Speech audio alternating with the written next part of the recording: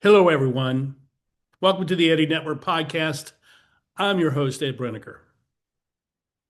Today, I want to talk about another facet of the changing culture of leadership. Let me tell you first what I see, and then I'll describe what I think this means. For quite some time, I have felt that there was this hard to define, hard to identify, but clearly evident culture of simulation that hangs over all of our lives, hangs over every organization, hangs over all the communication that we have, all the messaging, all the advertising, all the news reporting. In many respects, what we are receiving is a story that is made up to convince us of a particular understanding of life that is not accurate or true. In fact, it's rather given to us as a way to suppress our own natural desire to take initiative and to make a difference in the world. And it creates a sense of alienation and it creates a sense of confusion about who we are as individuals and what we are to do with our lives. And if you're the leader of an organization or a community, or even the leader of your own family, you have to operate in this context of what I call the culture of simulation. I've been writing about this under the title "The Spectacle of the Real." And by what I mean by the spectacle is that everything is presented to us as a momentary event that is a spectacle of something that is hyper real, beyond imagination, and something that we are to put our interest in, put our focus on, and where we are to be more hyper conscious of than we are of even our own lives. And this becomes difficult when you're the leader of an organization, particularly one that has to spend a lot of time communicating with people through the uses of social media, because what you are obliged to do is to create events, short events. Uh, you could call them advertising, but it's a little bit more sophisticated than the average ad campaign. But what it means is that you're having to create these events as a way of luring or seducing people into the orbit of your company so that they might see that they want to buy what you're selling. And this doesn't just happen with consumer products. It also happens with social organizations. It happens with religious organizations, with churches, and it happens with political parties. Every facet of our life has been subsumed into this culture of simulation where we create these stories as a way of communicating what we want people to think of us, whether it is true or not. And if you're the leader of an organization which has to operate this way, then it's very difficult because at some time at the end of the day, so to speak, you're asking yourself, why am I doing this? And who am I? How did I end up being a social media, not a guru, but a social media? See, it's a hard thing to describe. You're a social media person, whether you like it or not, whether you spend an hour or two a day or 5 or 6 hours a day scrolling through YouTube or Instagram or TikTok, it doesn't matter. We all have to be aware, cognizant, and involved in social media. And if you're not, then all you have is what is at the end of your fingers, what you can reach out and grasp hold of, and that's all you have. And maybe that's all you need. Let me give you a picture of what I'm talking about.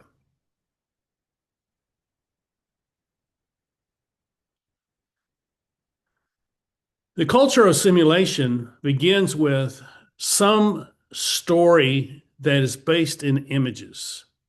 Guy Debord, the situationalist activist in France during the last half of the 20th century, speaks of the seduction, or he speaks of this the spectacle nature of this as not a relationship of images, but a relationship between people and between organizations mediated by images, so that we are taught or programmed to understand what reality is based on what we see on the screen.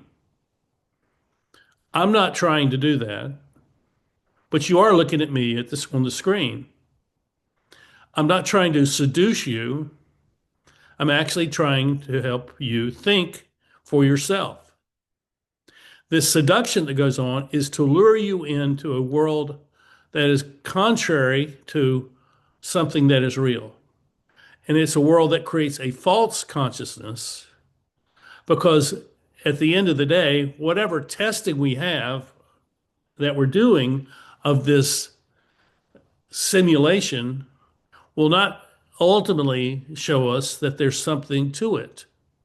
It is simply a story based in images intended to create a level of social control that alienates us from other people and suppresses our own natural desires to make a difference in the world and makes us feel a sense of feeling out of place, that we don't fit in and nothing is there for us.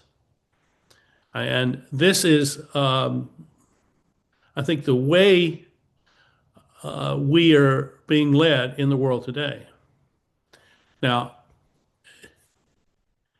this other diagram that I have here, the culture of the real, is what I see is actually the alternative. And you can choose to operate in this manner.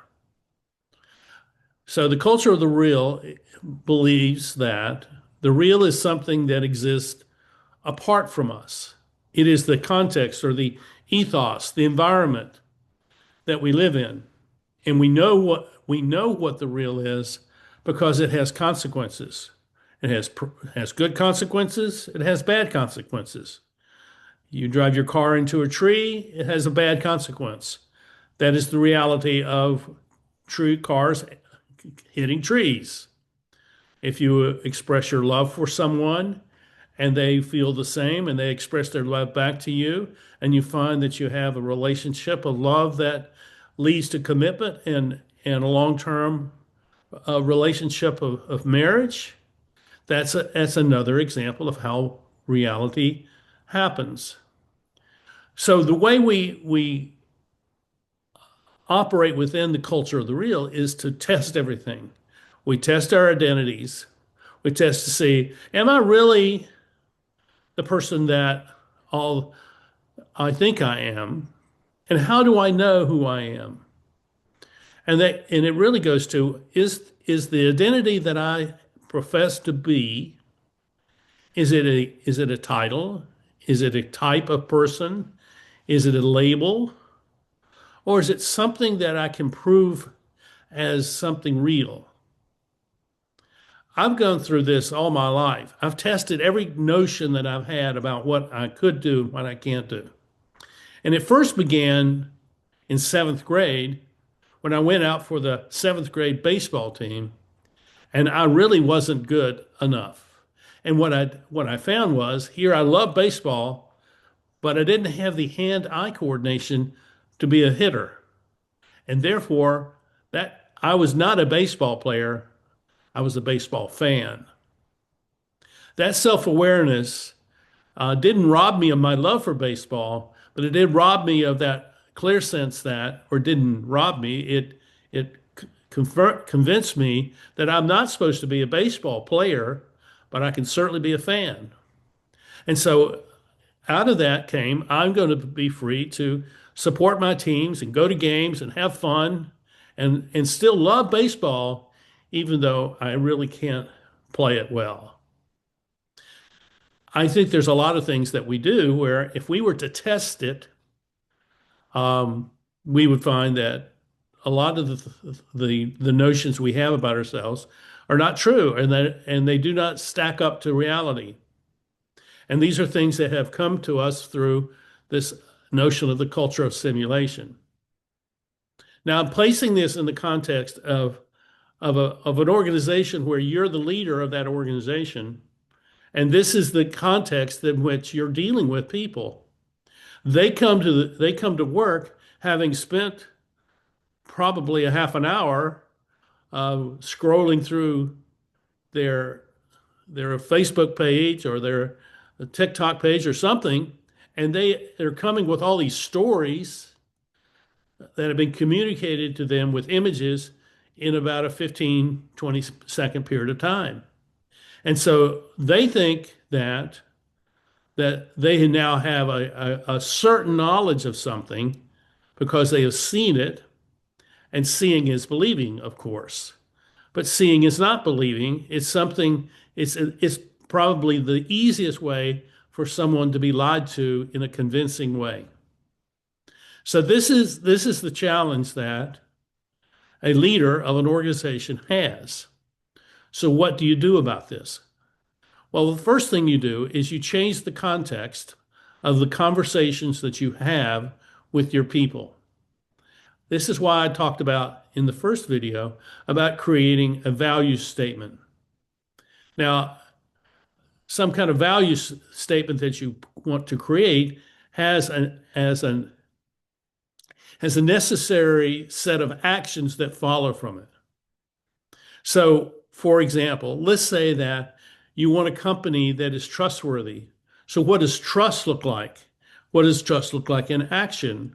You can talk about this, you can define it, and you can then say, how are we going to set up our protocols and our systems so that trust is at the very heart of everything we do? And if we can create an environment, a culture of trust, then people will see that and they will want to have a connection to us and they will want our products. Well, trust begins with respect. And so you as the leader have to respect your people and not simply see them as employees, but as people who are bringing something to their service to the organization, which is valued and therefore respected. And at that point, they will then can or will be able to trust you. And if they can trust you, then they will trust each other. And then the people who are outside of the circle of the organization will begin to see that and they will be able to trust the organization. So this is the way the reality works is we take ideas that seem good, but we test them and we want to test them so that we see whether they are true and whether they're substantial and whether they contribute impact to who we are in an organization. And so this is what you can do as a leader to create an environment of reality for your people. And if you create an environment of reality, then what people can then say is, I am known, I am appreciated, and I recognize where we have difficulty and where we don't. And and I'm not in a state of confusion about who we are because the messaging that we have been given is very clear and very values based, where the messaging that may be coming through the simulation is something much vaguer and something that ultimately places you in a position where you must submit to the control of the company instead of being free to serve the company. And this is what I see. So when I have said in the past that I see that there is a persistent residual culture of values that persists because it resides in the relationships of the people. I'm talking about something that is real.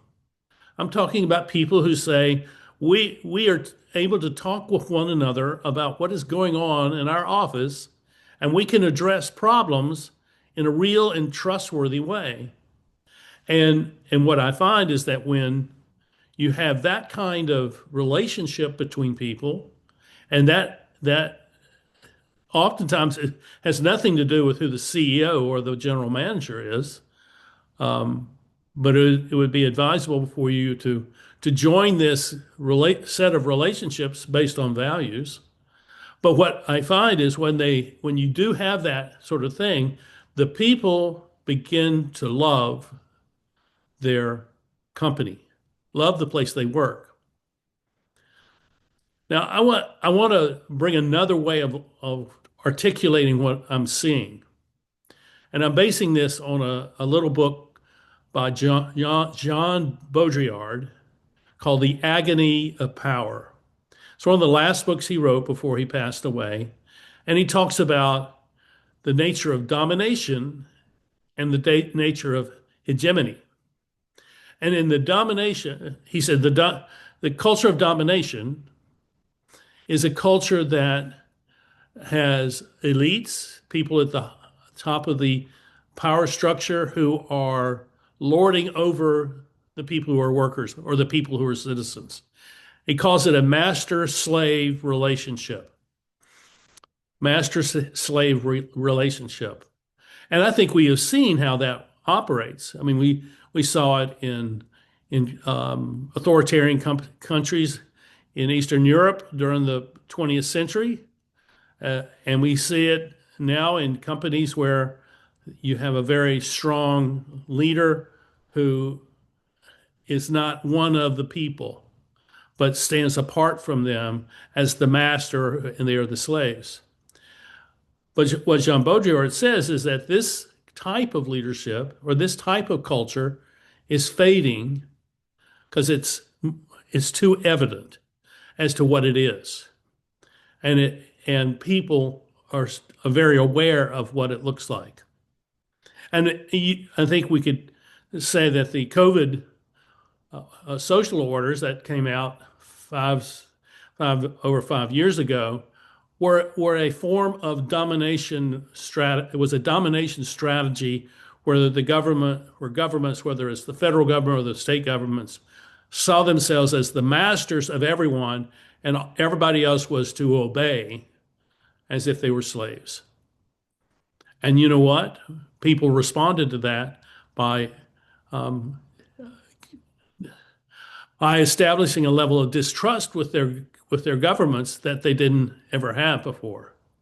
And so there's a price to pay for a government or a leader choosing to act in a domineering way.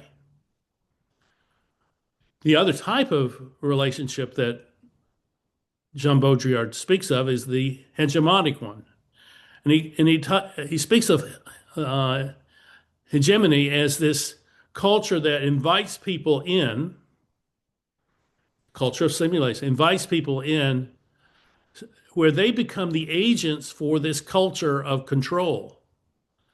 And they don't see it because they have become, um, well, like, in one sense, it's called the Stockholm syndrome, where the prisoners of the jail become basically like the guards of the jail.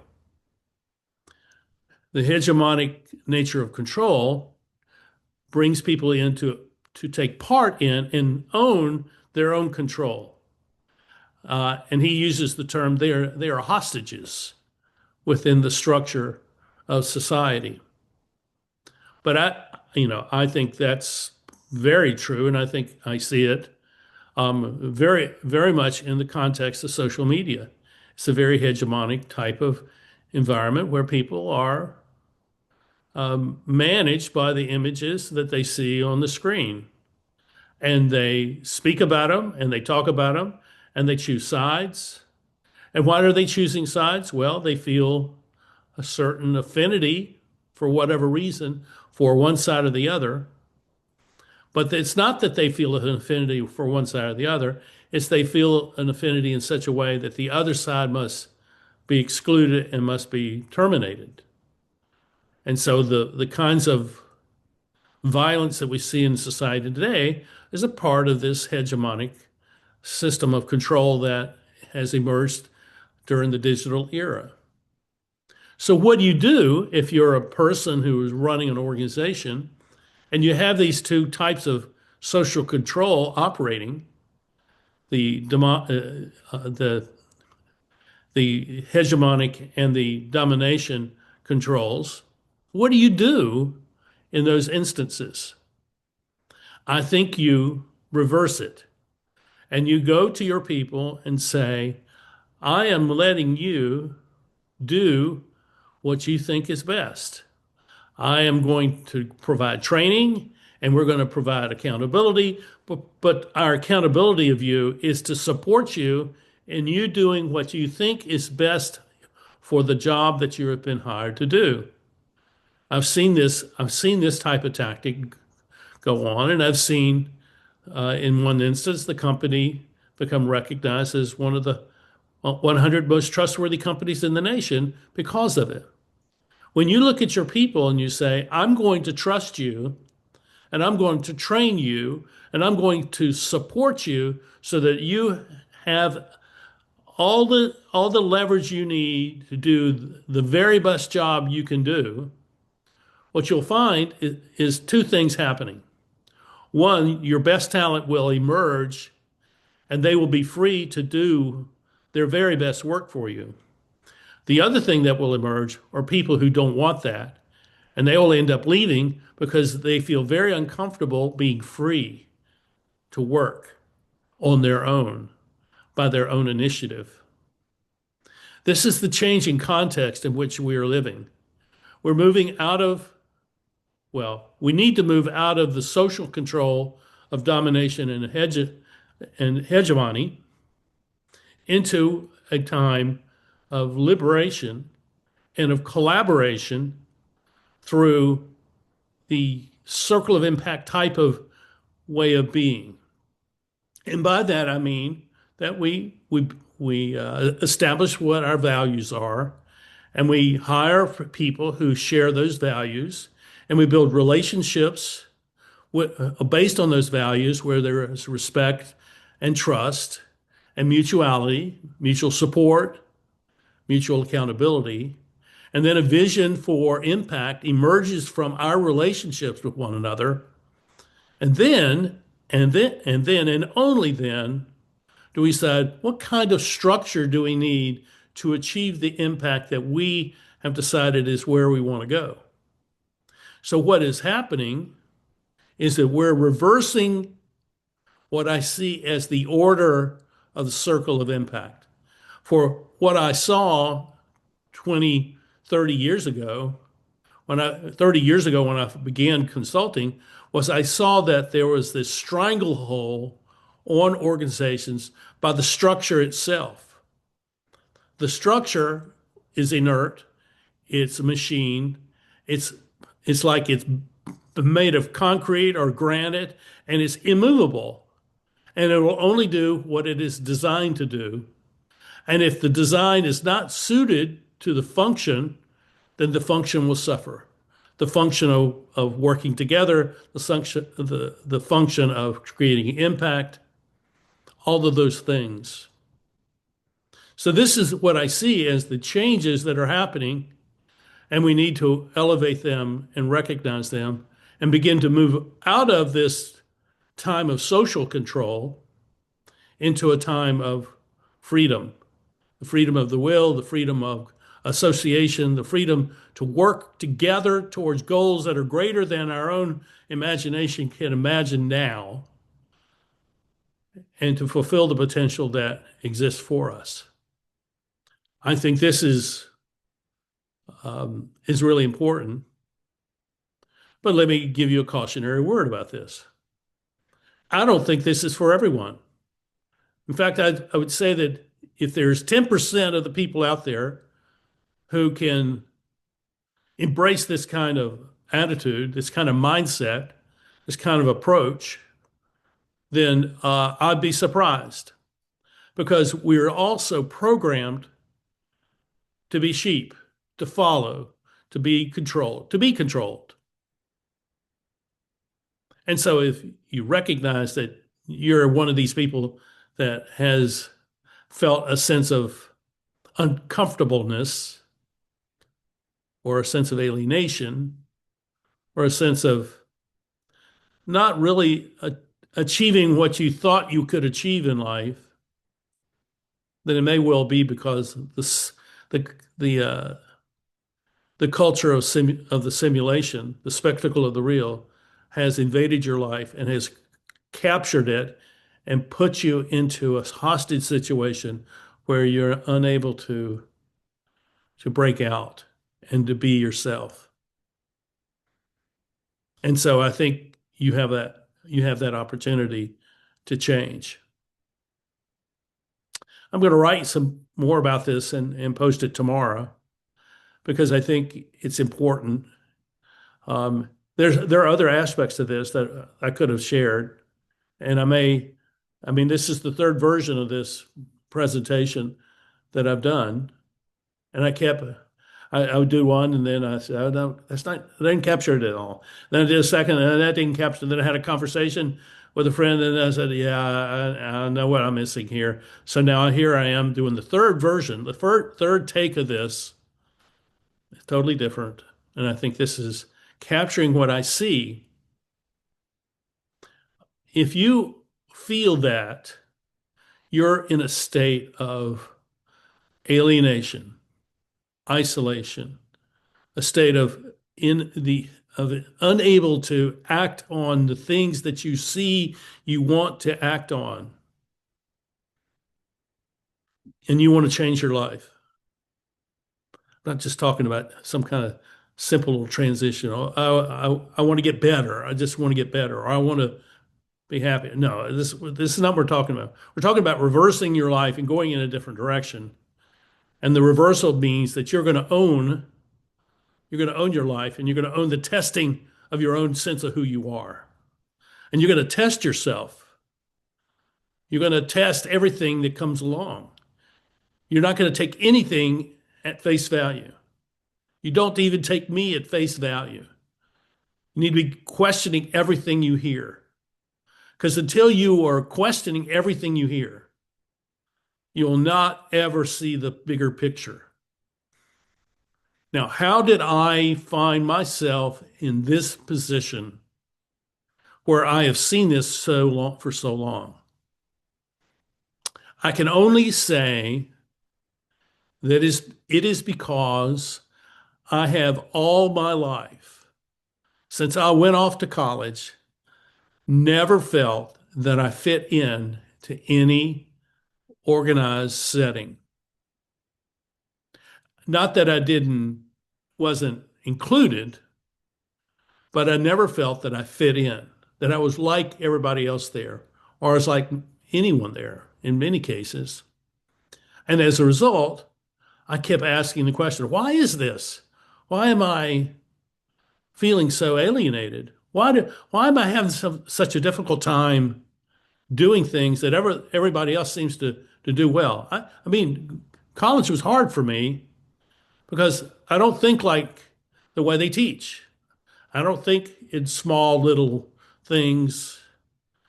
When I read something, I'm processing every sentence, every paragraph. So I don't sit down and read a book, from cover to cover, in a day and a half. I don't do that. I've never done that because I'm processing it. And and I'm walking into situations and I'm trying to say what's going on here. And over time I realized that this was a gift that was given to me. The gift of not fitting in, of being an alien. And therefore I had to look for what was real as the only thing I could hold on to. And that's what you're receiving from me and all the things that I've written about. It's because my life has been, um, I'm not saying, I'm not asking for your sympathy or your pity or anything like that. I've had a good life, but it's not been easy because I don't fit in. And all these people I would like to be my best friends because I identify with them, but they don't identify with me. And there's not a common ground for us to build a relationship of respect and trust and mutuality and mutual service and operating together or collaborating together. There's just not that. It's not there. And for many of those people, it's because their focus is on um, adapting to whatever the mechanism of social control is being fed to them every day. And they believe whatever they see online. And as a result, they suffer calamities for it. And it creates a sense of alienation, and it creates a sense of um, uncertainty. There is certainty in life, and the certainty in life is that nothing is as you see it being. That's certain. And if you want to believe that, then instead of seeking to find certainty, you find the uncertainty and recognize, okay, so this is the way it really is. I can live with that. I can adapt to that. And that's what I've learned to do. And you can too. Live this life of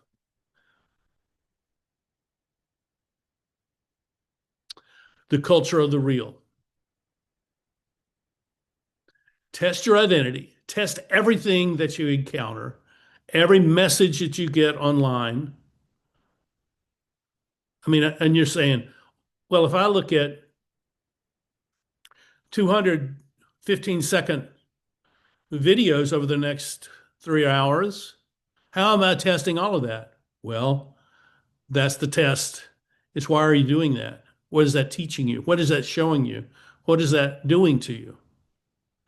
What is your self-awareness when you come out of 200 different messages without any rational argument? All it is an attempt to influence you, and that influence is simply social control. So my question for you is maybe for this episode, for you to answer this question, where do I find freedom? The freedom to act, the freedom to think, the freedom to care for people. So I think that's a very important thing. And if you don't know what that really means, then ask yourself, where do I find the freedom to care for my family and for my neighbor? Do I feel free to walk out the door, walk down the street, knock on the family across the street's door and say, I'm just here to let you know that I care for you and I hope you're doing well, and let's get together sometime soon and have a barbecue, or let's get together and have coffee sometime soon. Let's do something together because we're not doing something together because we're too immersed in the social control of social media. And if you're the leader of an organization, you do the same thing. You walk through your business and you talk to everyone like they are your next door neighbor. And you learn to talk to them using their first name, and they talk to you using your first name. And you learn who their spouses are and who their children are and their grandchildren. You hear their stories. When you hear their stories, you're learning about who they are. And when they tell you a story, it's not the same as showing you a story.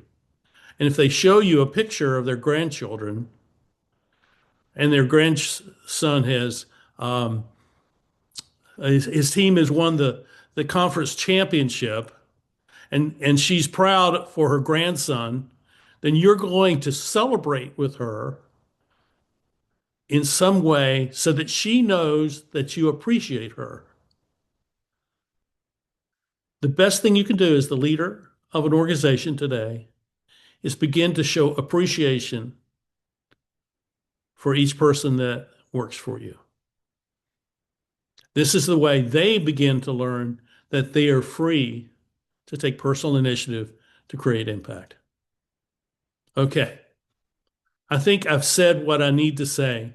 I think if you need to, I think you should listen to this again and then share it with your team, because ultimately you all together are going to have to figure out how to live in reality and allow for the freedom of each person to contribute to each of the other people on the team. I'm going to be writing about this and have something for you tomorrow. So come looking for that. I thank you for watching. If you can help me financially to support this channel, I appreciate that as well. And I look forward to seeing you here next time on the Eddy Network podcast. Bye bye.